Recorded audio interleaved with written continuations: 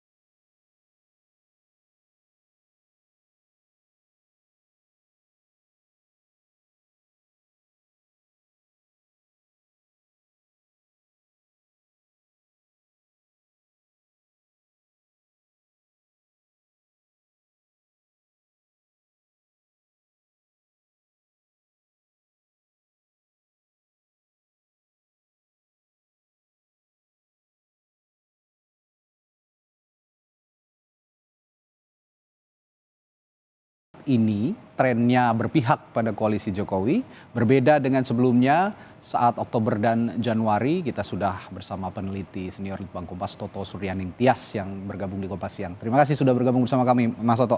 Sama-sama, Mas. Kalau kita bicara Partai Demokrasi Indonesia Perjuangan, kalau kita lihat dari survei sebelumnya pada bulan Januari ya, ini naik sedikit sekitar 0,4% dan cenderung konsisten begitu. Sedangkan ada beberapa partai politik lainnya justru mengalami penurunan. Apa sebabnya kira-kira, Mas Toto? Ya, pertama-tama elektabilitas partai itu penyusunnya banyak.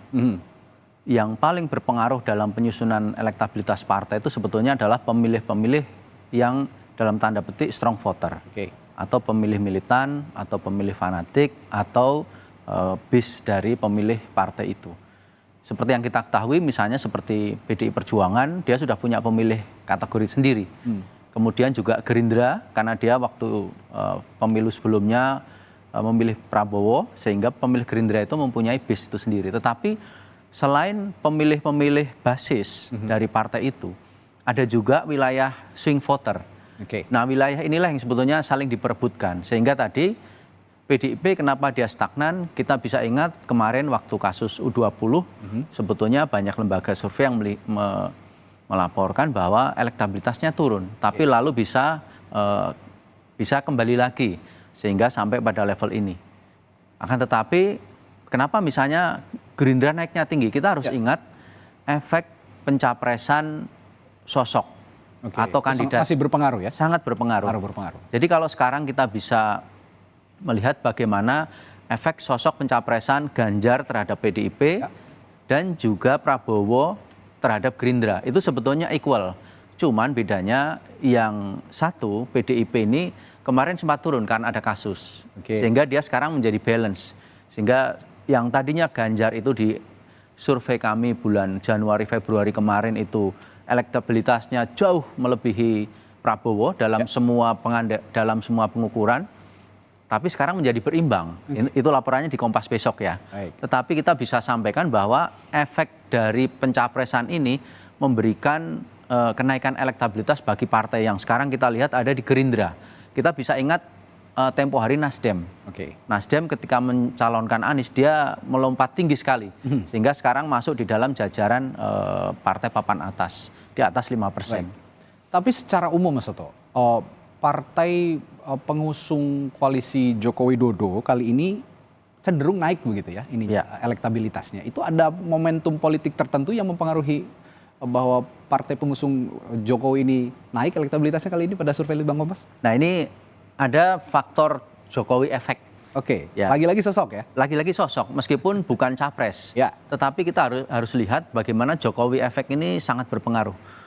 Di survei kami itu diukur ya, kalau ditanyakan apakah pilihan dari Jokowi ini mempengaruhi pilihan Anda terhadap calon presiden, itu 15%, Mas. 15%, sehingga sangat berpengaruh. Sehingga partai-partai yang dikonotasikan oleh publik itu satu aras, satu jalur politik dengan Jokowi, itu pasti akan beroleh efek yang positif. Kita bisa lihat di sini PDIP dia dikonotasikan itu sebagai partai yang masih satu kesatuan dengan Jokowi, meskipun kemarin sempat ada kasus, tapi lalu belakangan sudah kembali bersatu. Kemudian Gerindra dia bermain paling cantik, karena pada satu sisi dia merawat konstituen basisnya, pemilih Gerindra, yaitu pemilih Prabowo di pemilu-pemilu sebelumnya. Tetapi swing voternya juga dia terima, dia rangkul. Jadi pemilih-pemilih baru itu dia rangkul, terutama dari pemilih-pemilih partai nasionalis lain yang mungkin kecewa. Yang mungkin kecewa, kemudian dia berpindah kepada Gerindra. Nah, kemudian kalau kita lihat misalnya Golkar dalam hari ini, kenapa Golkar turun? Padahal dia ada di koalisi. Kita harus ingat Golkar sampai dengan saat-saat terakhir ketika kami mengadakan survei ini masih belum menentukan pilihan calon presiden yang diusung. Nah, ini kan beda banget misalnya dengan taruhlah PAN dan P3. Nah, sekarang misalnya kita lihat Demokrat. Demokrat sebetulnya mendapatkan efek yang luar biasa pada saat kira-kira pertengahan tahun lalu. Di dalam survei kami ketika Demokrat itu setelah selesai memenangkan kasus ya dalam KLB luar biasa yang ada di Medan. Tapi belakangan lalu agak redup sehingga lalu Demokrat agak sedikit turun. Ya, begini Mas Toto, kalau Anda mengatakan bahwa tadi Golkar turun karena memang belum menentukan akan mengarah ke siapa dukungannya pada Pilpres. Tapi kalau bicara Gerindra kan juga sudah menentukan arah dukungan dan itu namanya Prabowo Subianto, bukan sejak tahun lalu ya. Betul. Bukan sosok yang diusung oleh Partai Demokrasi Perjuangan, Partai Demokrasi Indonesia Perjuangan, yakni Ganjar Pranowo. Nah, apa yang Anda baca dari sini? Karena Golkar belum menentukan malah turun, tetapi dia masih tetap mendukung koalisi Jokowi di pemerintahan kali ini. Namun Gerindra sudah punya calon sendiri, Prabowo Subianto, tetap juga mendukung Jokowi di pemerintahan tahun ini. Baik Gerindra maupun Golkar, pertama-tama mereka tetap ada di barisan yang mendukung pemerintah Jokowi. Ini bisa kita bedakan misalnya dengan Nasdem, Oke. yang di saat-saat terakhir lalu menjadi banyak pro kontra. Itu sebabnya Nasdem lumayan agak drop begitu. Agak turun, karena dibaca bahwa Nasdem ini tidak satu jalur dengan Jokowi. Karena mau tidak mau, dengan tingkat kepuasan yang sangat tinggi di pemerintahan Jokowi pada saat ini, apapun yang diputuskan oleh Presiden Jokowi itu akan mempengaruhi kepada elektabilitas partai. Nah, Gerindra dalam hal ini kita harus lihat, dia sama misalnya begini, kenapa Gerindra sudah mencalonkan Prabowo tahun lalu, kenapa benefitnya baru sekarang, taruhlah begitu. Kenapa naik sampai 4,3% kalau nggak salah. Karena pertama-tama Gerindra itu mampu menegaskan sikap pada saat terjadi turbulensi. Taruhlah kemarin pada waktu yang paling real lah, U20.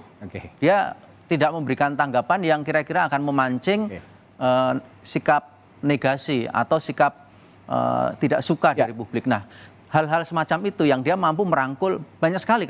Kalau kita amati di media sosial, komentar responden itu, komentar netizen itu dia berpindah, fix meninggalkan ini, pilih ini misalnya.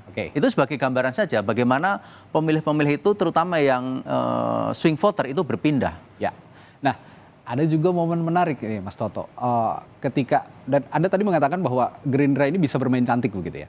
Nah, itukah perbedaannya dengan Partai Golkar ketika Gerindra bisa bermain cantik, Partai Golkar belum bisa menempatkan dirinya sebagai partai politik yang bisa menegasikan bahwa dia ini partai politik kuat di pemilu 2024? Nah, Golkar ini cerita tersendiri.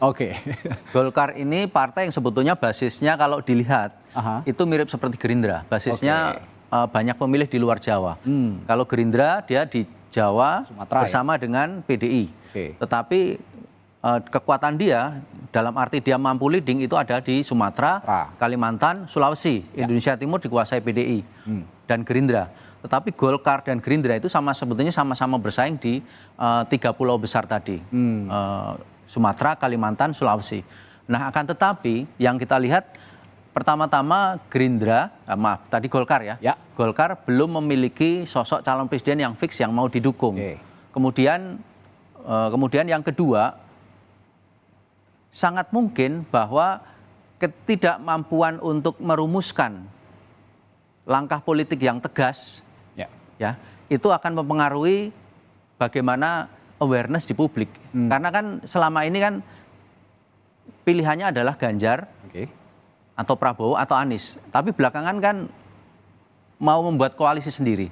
Nah, ini yang menjadi wait and see bagi pemilih-pemilih Golkar. Tetapi kita harus tetap ingat bahwa Golkar tetap mempunyai basis pemilih loyal di luar Jawa, sehingga seburuk apapun kalau menurut hitungan kami Golkar tidak akan rendah-rendah amat. Karena dia menjadi salah satu partai besar yang sudah mempunyai basis pemilih loyal. Sudah established gitu ya. Dari sejak reformasi begitu. Nah, sebelum kita bahas PKB ini, karena PKB juga menarik. Dia partai koalisi pengusung Joko Widodo di pemilu sebelumnya, namun sekarang menyatakan diri untuk berkoalisi dengan Partai Gerindra untuk mengusung Prabowo Subianto sebagai bakal calon presiden. Tapi yang menarik adalah Presiden Joko Widodo yang Anda juga menyebut tadi punya pengaruh yang cukup kuat untuk memberikan afiliasi tertentu bagi partai-partai, afiliasi elektabilitas tentunya. Partai Demokrasi Indonesia Perjuangan punya bakal calon presiden Ganjar Pranowo. Tapi di banyak momen-momen Joko Widodo sering bersama dengan Prabowo Subianto. Nah, apakah momen-momen ini ada pengaruhnya bagi elektabilitas partai-partai politik, terutama Partai Gerindra? Persis, justru letaknya di situ. Jadi sekarang ini ketika kita melihat kebersamaan itu menjadi suatu yang sangat vital, Mas. Kalau tidak kemarin misalnya peristiwa Gibran ini tidak akan menjadi isu, ya kan? Jadi kebersamaan itu pun itu sudah menjadi isu. Tadi misalnya tentang PKB. Kenapa PKB dia dalam tanda petik stagnan turun ya? Stagnan turun. Kalau kita tarik dari Oktober, sebetulnya PKB tidak turun. Dia stagnan ada di angka itu. Kita harus ingat PKB ini misalnya dari 6,1 menjadi 5,5% ya. Kalau kita tarik dari Oktober, sebetulnya garisnya relatif stagnan. Dalam arti relatif sama. Di sini kita harus memperhitungkan margin error. Karena PKB ini partai yang dia banyak mengelompok khusus di Jawa Timur. Sehingga sistem metodologi kami kemungkinan besar memang tidak akan mampu memetakan angka PKB ini seakurat misalnya sama seperti PDI, Gerindra dan Golkar yang dia relatif tersebar di seluruh Indonesia. Sehingga kita harus memainkan margin error. Sehingga dalam hal ini kami yakin bahwa sebetulnya PKB angkanya pasti lebih daripada ini. Itu yang pertama. Yang kedua, trennya sebetulnya stabil, ada di angka itu. Yang ketiga tadi, pengaruh dari Jokowi, sebetulnya pengaruh itu ada, Mas. Tetapi kan PKB sendiri yang mengambil posisi bahwa dia mencalonkan Prabowo, tetapi kan belum dipasangkan. Sehingga posisi belum dipasangkan ini kan lalu juga menjadikan publik kan mau milih yang menang ya, bukan mau milih yang swing voters tadi ya, masih wait and see. Swing voter itu dia masih wait and see. Pemilih-pemilih di luar PKB kalau dia yakin bahwa ini pasangannya adalah memang Prabowo Gus Imin, Caimin, Gus Muhaimin itu pasti dia akan pilih ke sana. Jadi ketidakpastian ini juga yang membuat sebagian pemilih itu wait and see. Sebagian pemilih ini dalam arti pemilih yang belum menentukan, tetapi pemilih yang swing voter yang ada tersebar di seluruh partai. Oke. Tapi dengan adanya momen-momen seperti ini, banyak momentum Jokowi bersama terus dengan Prabowo.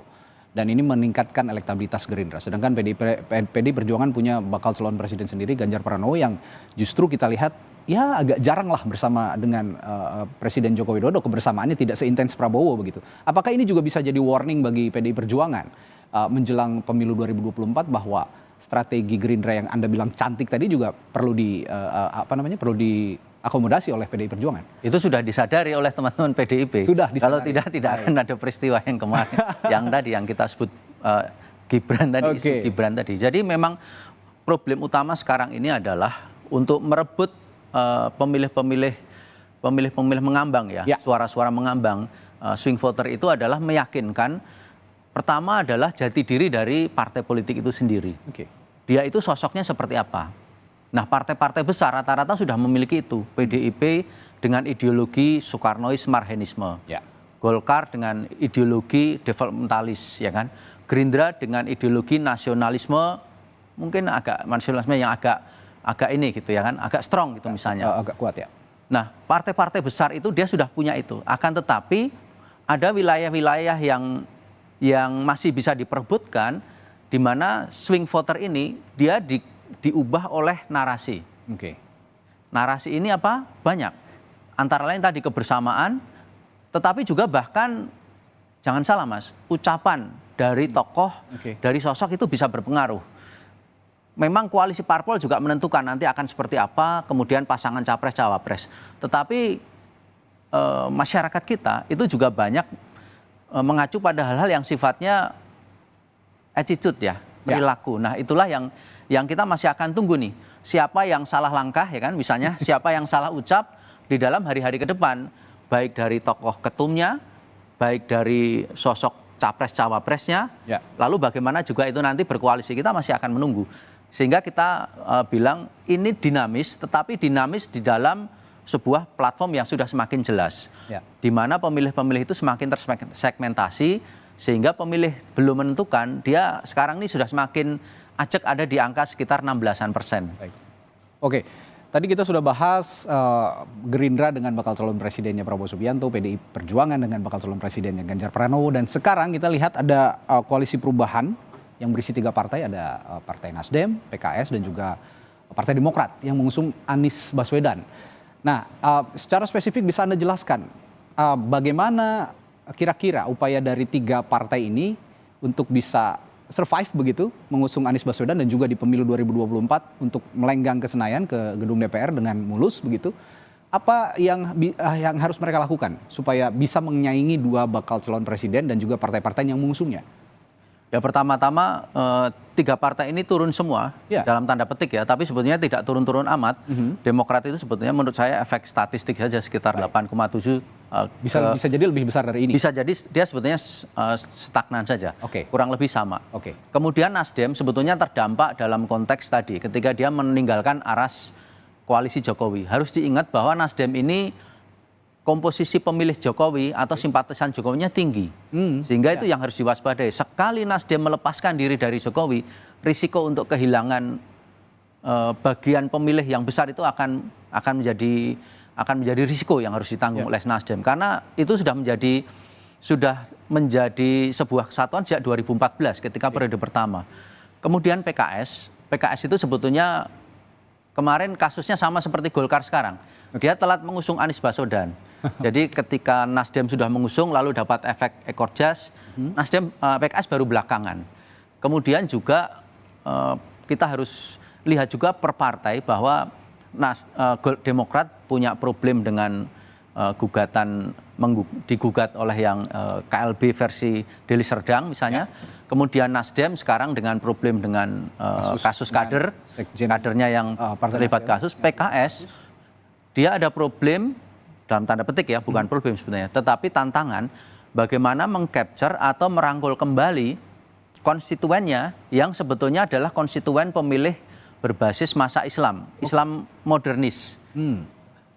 Sementara pada sisi yang lain PKS mendapatkan dalam tanda petik tantangan melalui Partai Gelora dan Partai Umat yang sama-sama berbasis pada masa Islam modernis.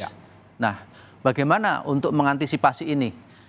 Nah, itu kira-kira yang harus digarap oleh masing-masing partai ini. Pada sisi lain, pencapresan Anies Baswedan memang harus tetap menampilkan orisinalitas sehingga Anies Baswedan sendiri ketika bertanding melawan Ganjar, melawan Prabowo itu lalu tidak kalah duluan. Meskipun elektabilitas selalu nomor 3, tetapi ketika menemukan orisinalitasnya, dia tetap akan menemukan pangsa pasar dan itu masih terbuka celah itu. Oke, baik Mas Toto.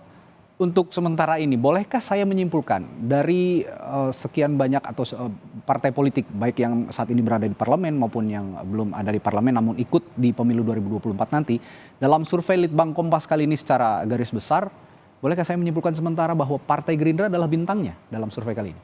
Bisa saja, silahkan. Karena Anda mengatakan Gerindra ini bisa menempatkan diri, bermain cantik, dan bahkan terus memepet PDIP. Namun, saya lihat juga PDI Perjuangan punya basis yang kuat dan sehingga bisa konsisten untuk berada di paling ini kita atas. Tidak endorse Gerindra ya, ini ya. Oh iya, betul, tentu saja. Ini kita objektivitas saja berdasarkan data karena cukup signifikan kenaikannya kalau saya lihat, Mas Toto. Gini, setiap kali periode survei kami selalu menemukan kejutan-kejutan. Ya, dan kejutannya kali ini? Kejutan kali ini Gerindra. Oke. Di survei sebelumnya kejutannya adalah misalnya kejutannya Nasdem. Di survei sebelumnya kejutannya adalah Demokrat misalnya. Sehingga kita bisa bilang ya sekarang untuk survei kali ini mungkin ya silahkan Gerindra berpesta gitu. Tapi perjalanan masih cukup jauh. Sangat mungkin untuk berubah. Masih berubah, tetapi memang partai-partai besar dia sudah mempunyai pemilih militan, sudah mempunyai basis pemilih yang dia tetap akan mencoblos partai itu apapun yang terjadi. Nah sekarang perebutan ada di wilayah swing voter. Swing voternya berapa? Ya rata-rata kita bisa bilang antara 1/3 sampai 50% dari masing-masing partai ini. Nah itulah yang akan tetap menjadi permainan politik dari seluruh peserta pemilu 2024. Ya, dan dengan demikian artinya Anda juga tadi menggarisbawahi bahwa komunikasi politik harus dijaga dengan baik, kecakapan mereka berkomunikasi politik juga harus dijaga dengan baik sehingga kesalahan satu person pun entah di ketum, entah di DPP taruhlah misalnya, kader-kadernya begitu. Di kader-kadernya tapi di tingkat DPP ya. Atau di calon presiden atau cawapresnya itu akan bisa sangat mempengaruhi perjalanan kontestasi politik, termasuk partai politik yang akan berlaga di pemilu 2024, termasuk apakah Presiden Joko Widodo ini ke depan nanti makin mepet mendekati pemilu masih punya andil besar? Bukan itu. Ya. Apakah mepet mendekati pemilu dia akan mepet pada salah satu kandidat? Itu yang menarik kita tunggu. Siapa yang akan dipepet Jokowi sampai nanti mepet penyelenggaraan pemilu 2024, menarik untuk kita tunggu bersama. Terima kasih Mas Toto Suryanidya, peneliti senior Litbang Kompas telah berbagi informasi di Kompas Siang.